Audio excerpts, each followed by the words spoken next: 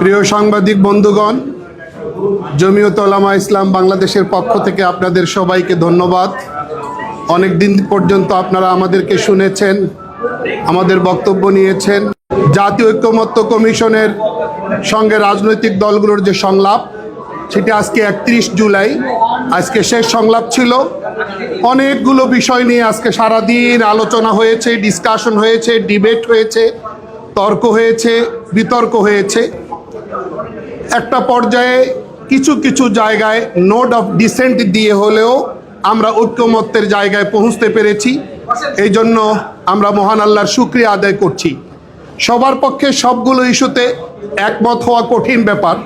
তারপরেও জাতীয় ঐক্যমত্য কমিশন আন্তরিকতার সাথে ধৈর্যের পরাকাষ্ঠা প্রদর্শন করে দীর্ঘ সময় হাতে নিয়ে তারা চেষ্টা করেছেন, এবং রাজনৈতিক দলগুলো মতভিন্নতা থাকা সত্ত্বেও চেষ্টা করেছেন আন্তরিকতার সাথে হৃদ্যতাপূর্ণ পরিবেশে শান্তি শৃঙ্খলা সৌহার্দ্য বজায় রেখে এই সহযোগিতা করবার জন্য। সেই জায়গায় আমরা মনে করি যে যেই জায়গাগুলোতে আমরা একমত হতে পেরেছি সেগুলোতে তো একমত ছিলামই, যেগুলোতে একমত হতে পারিনি সেগুলোতে আমরা নোট অফ ডিসেন্ট দিয়ে হলেও আমরা একমত হওয়ার চেষ্টা করেছি। আশা করি এর মধ্য থেকেই দেশ ও জাতির জন্য একটা কল্যাণের বার্তা আসবে, একটা সুন্দর শান্তিপূর্ণ বার্তা আমরা পাব। উচ্চকক্ষ জমিয়ত উলামা ইসলাম বাংলাদেশ উচ্চকক্ষের ব্যাপারে আগের থেকেই দ্বিমত পোষণ করে আসছে। আমরা মনে করি বাংলাদেশের প্রেক্ষাপট, বাংলাদেশের বাস্তবতার সঙ্গে এটা যায় না।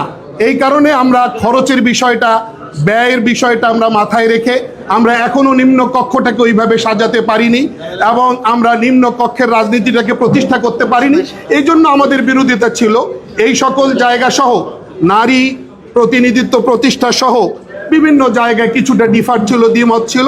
আমরা চেষ্টা করেছি এই জায়গাগুলোতে আমরা নোট অফ ডিসেন্ট দিয়ে আমরা কমিশনকে সহযোগিতা করতে চেয়েছি।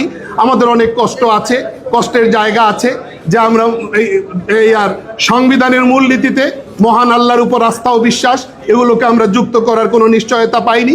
আশা করি পরবর্তী পার্লামেন্টে এই জাতীয় সেন্সিটিভ ইস্যুগুলো এবং দেশ ও জাতির চাওয়া পাওয়াগুলো প্রতিষ্ঠিত হবে। আল্লাহ আমাদের সবাইকে তৌফিক দান করুন।